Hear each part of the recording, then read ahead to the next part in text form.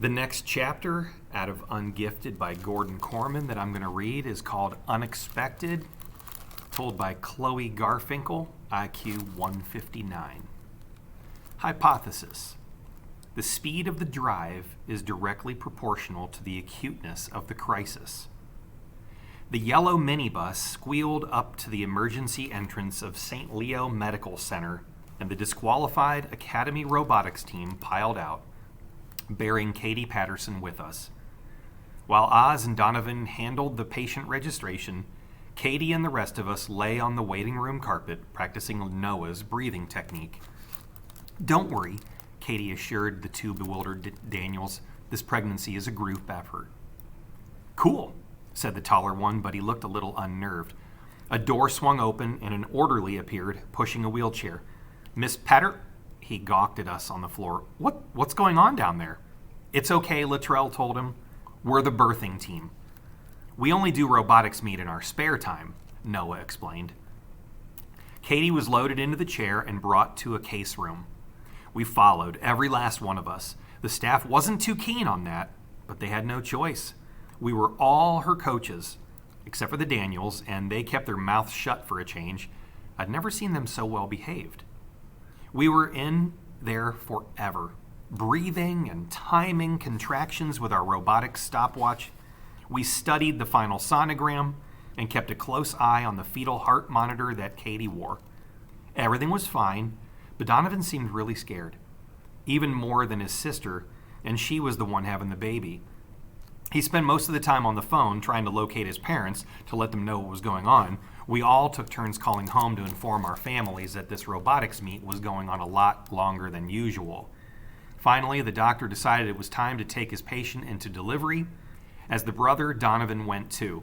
The rest of us congregated in the waiting room to, well, wait. You could tell the two Daniels were pretty cowed by the whole adventure. "So is this, like, business as usual for the gifted program?" the taller one asked. "I mean, do you do this kind of stuff a lot?" Oz favored him with an exhausted chuckle. "You mean trash a robotics meet and have a baby?" "No, it's fair to say that this is a big day even for us." "What's going to happen to us?" Abigail wondered anxiously. "Do you think we might be banned from future competition?" Oz shrugged miserably. "I don't know. Interfering with another robot is a very serious offense. There are bound to be consequences." "It was worth it," the shorter Daniel exploded. "I have known Daniel since first grade, and that was him at his best. Real gladiator stuff." "It was WWE," Noah amended. "You were great too, kid," the other Daniel assured him. "Mess with you and pay the price. I learned that the hard way." I spoke up. "What Donovan did was against the rules, but it was right. Cold Spring Harbor interfered with our robot before he interfered with theirs." Our teacher sighed. "Well, that's assuming the judges noticed. If they didn't, they're going to see that attack as unprovoked." "But effective," Noah put in. Kevin rubbed his hands together. "It was beautiful to see that tin pot with a big dent in it." "I was hoping the arm would fall off," Luttrell added wistfully. "Well, they definitely didn't deserve to win," Abigail said reluctantly, "even if that means that we can't win either." JC opened her mouth to speak, and I braced for one of her odd, random comments. Instead, she said softly, but with conviction, "Way to go, Donovan." It hit me just then how differently we all were since Donovan had been mistakenly sent to the academy. The mayhem that had ended the robotics meet would have freaked us out weeks ago. And now we were gloating over having destroyed our enemy. If Oz had hoped Donovan would become more like us, here was proof that the opposite was true. We had become more like Donovan. I love my school, but I'd always yearned for us to be a little more normal. Hypothesis. Today, we finally got there. We'd been cooling our heels for about an hour when Dr. Schultz came into the waiting room. The superintendent's hair was wild, his tie undone, his normally immaculate suit rumpled. Spying us, he rushed over. "Any news?" "Nothing yet," Oz informed him. He looked frazzled. "I've got your robot in the trunk of my car, but the rest of your equipment is in the storage room at the auditorium. all except the ukulele. That got spilled out in the confusion. What did the judges finally decide? Asked Oz, and I could tell he wasn't sure that he wanted to hear the answer. Well, you were disqualified, and so was Cold Spring Harbor, the superintendent reported. Orchard Park were the winners, but I don't think that means much this year. The whole thing was a major fiasco. This is supposed to be a friendly science competition, not a gang rumble. Are we in really big trouble? Abigail asked in a small voice. I'm honestly not sure, replied Dr. Schultz. I inquired several times, but no one would give me a straight answer. The judges have never dealt with this kind of misconduct before. That might work in our favor. We should probably keep a low profile in the Robotics Association for a while, Oz suggested, and we all chimed in our agreement. Low profile or not, this was one robotics meet I'll never forget. The image of Donovan working the joystick, exacting Tin Man's revenge, would forever be burned onto the inside of my eyelids. I'll bet the others, even Abigail, felt the same way. Hypothesis.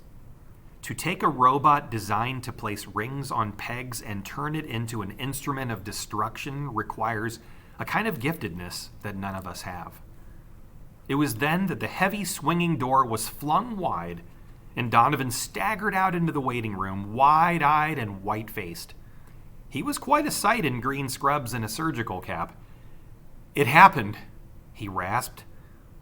And? I prompted eagerly.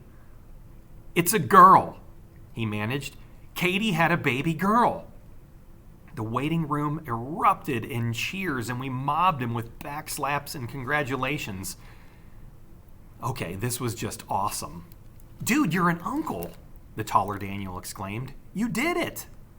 Katie did it, I amended. I threw my arms around Donovan and gave him a big hug. He seemed startled, and I admit it was a little closer than any of the others got, but I was just so happy for Katie. I knew the day Donovan stepped into the robotics lab that there were great things ahead, and this was the greatest of them all. Donovan worked his way through the well-wishers and nearly jumped out of his scrubs at the sight of Dr. Schultz. You can't blame Donovan, I jumped in. Cold Spring Harbor started it. The entire team burst into a babbling description of how our opponents deliberately knocked the ring out of Tin Man's control.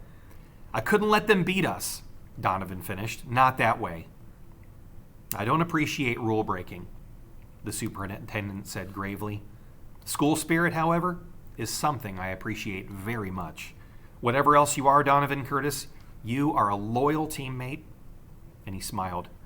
And please pass my congratulations on to your sister, her husband, and their new daughter. Wait a minute! Noah's brow furrowed. It can't be a daughter. The sonogram clearly showed a boy. Oz laughed. Well, guess you were wrong about that. The look on Noah's face as he took in the enormity of that statement was sheer wonder. Wrong? He repeated, dazed. I was wrong. It's no big deal, Noah, I told him gently. It's a colossal deal. I'm never wrong. All at once, his normally serious expression dissolved into a large, goofy grin. This is the greatest moment of my life. Maybe, if you get really lucky, you can be wrong again someday, Donovan teased. Noah considered this. I'll work on it in summer school. No, you won't. Oz was jubilant. This class was short 14 hours of human growth and development instruction. But remember, real life experience counts as triple time. I snapped to attention. We've been with Katie 4 hours already. One more hour and... A flicker of hope animated Abigail's features. No summer school? Dr. Schultz smiled. Perhaps some good has actually come out of this horrendous experience. I'll personally sign your credit. But we have to put in the final hour, Oz added. I wouldn't leave anyway, I announced, not until I've seen our baby. Hypothesis. Maybe the human growth and development requirement isn't so pointless after all.